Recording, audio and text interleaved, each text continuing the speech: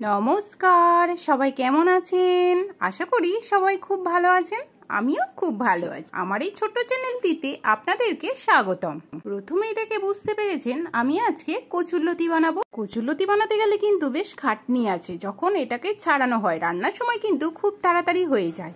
প্রথমে আমি কচুরলতিটাকে ভালো করে বটির গায়ে ঘষে নিয়েছিলাম। তারপরে নখ দিয়ে খোসাটাকে ভালো করে ছাড়িয়ে নিয়েছি। তারপরে দেখতেই পাচ্ছেন পরিষ্কার হয়ে গেছে। ছোট্ট ছোট্ট করে আমি টুকরো টুকরো করে কেটে নিয়েছি, এই যে দেখতেই পাচ্ছেন। এরপর ভালো করে ধুয়ে নেব, পরিষ্কার করে হাত দিয়ে রগড়ে রগড়ে আমি এটাকে ধুয়ে নেব। বেশি নোংরা থাকে না, কারণ এর গায়ের খোসাটা ছাড়িয়ে ফেলে দেওয়া হয়। 800 গ্রাম কচুরলতি আমি কিন্তু 1 ঘন্টা ধরে ছাড়িয়েছি বসে বসে। এখন আমি ছাড়িয়ে পরিষ্কার করে ধুয়ে নিয়েছি।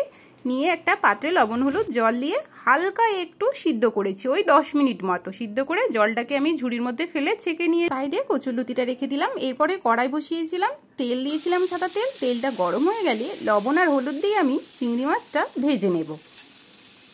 চিংড়ি মাছটাকে সিমে করে বেশ আমি ভালো করে ভেজে নিয়েছি, দেখতেই পাচ্ছেন। এবারে আমি চিংড়ি মাছটাকে ভালো করে তুলে নিলাম। সব তুলে নিয়ে আবার ওই কড়াতে আমি দিয়ে দিয়েছি সাদা তেল কিছুটা। ওর মধ্যে আমি রসুন থেতো করে দিয়ে দিয়েছি।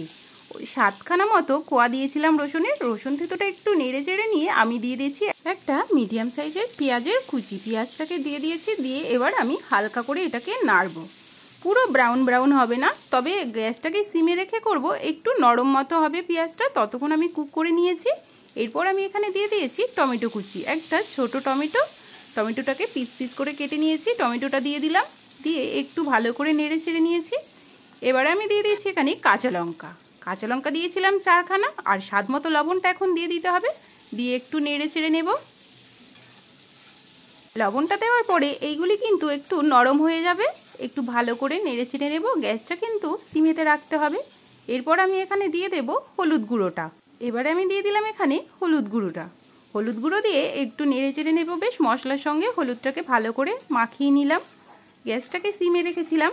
এবারে আমি দিয়ে দেব কচুরলতিটা। মশলা আমার এখানে কমপ্লিট হয়ে গেছে, তেল ছেড়েছে দেখতেই পাচ্ছেন। এখন আমি সিদ্ধ করে জল ঝরিয়ে রাখা কচুরলতিটা দিয়ে দিলাম। এবারে গ্যাসটাকে একটু জোরে করে দেব। দিয়ে এবার নাড়াচাড়া করে নেব। বেশ মশলার সঙ্গে কচুরলতিটাকে মিক্সড করে নিতে হবে। বেশ ভালো করে আমি নেড়ে নিচ্ছি, দেখতেই পাচ্ছেন। এই কচুরলতিটা কিন্তু এবার রান্না করতে আর বেশি সময় লাগবে না। এবার কিছুক্ষণের জন্য আমি ঢেকে দেবো। একটু ভালো করে মশলার সঙ্গে যে যতটুকানি সিদ্ধ হতে বাকি আছে সেটা সিদ্ধ হয়ে যাবে। আর মশলাটা বেশ ভালোভাবে কচুরলতির সঙ্গে মিশে যাবে, দেখতেই পাচ্ছেন। জল ছেড়েছে একটু একটু। এরপর আমি একটু নেড়ে চেড়ে নিয়েছি। নিয়ে অল্প একটু চিনি দেব। স্বাদটা মেনটেন করবে এই চিনিটাতে। চিনিটা দিলাম, দিয়ে একটু নেড়ে চেড়ে নেব ভালো করে। এরপর আমি দিয়েছিলাম অল্প একটু জিরের গুঁড়ো, ওই হাফ চা চামচেরও থেকে কম দিয়েছি জিরের গুঁড়োটা। দিয়ে আবারও একটু নেড়ে চেড়ে নেব। এটা কিন্তু আমার প্রায় শেষের দিকে। এখন আমি চিংড়ি মাছ ভাজাটা দিয়ে দিয়েছি। দিয়ে একটু নেড়ে চেড়ে নেব। এই রান্নাটা করতে কিন্তু বেশি সময় লাগে না, কিন্তু কাটার সময় একটু সময় লাগে। তাছাড়া খুব সহজে আর খুব চটজলদি হয়ে যায়। এটে পরিষ্কার করতে একটু সময় লাগলেও কিন্তু এটা আমার খুবই প্রিয়। আর বলি না, আমার বাড়ির বাচ্চা থেকে বড় সবাই খুব ভালোবাসে, তাই খাটতে আমার কষ্ট হয় না। আমার রান্না করতে খুব ভালো লাগে। আর এটা আমি খেতেও খুব পছন্দ করি। কচুর যে কোনো কিছু, লতি, কচুর ডাঁটা, পাতা সব আমার খুবই প্রিয়।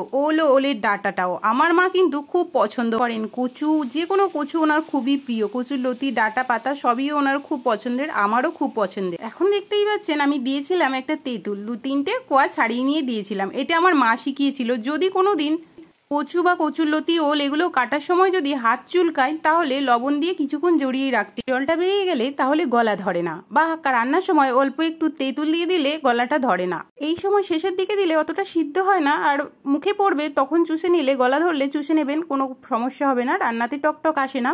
তো এদিকে আমার রান্না কমপ্লিট হয়ে গেছে। আপনারাও কিন্তু বাড়িতে একবার ট্রাই করতে পারেন। কেমন খেতে হয়েছে কমেন্ট বক্সে জানাতে ভুলবেন না।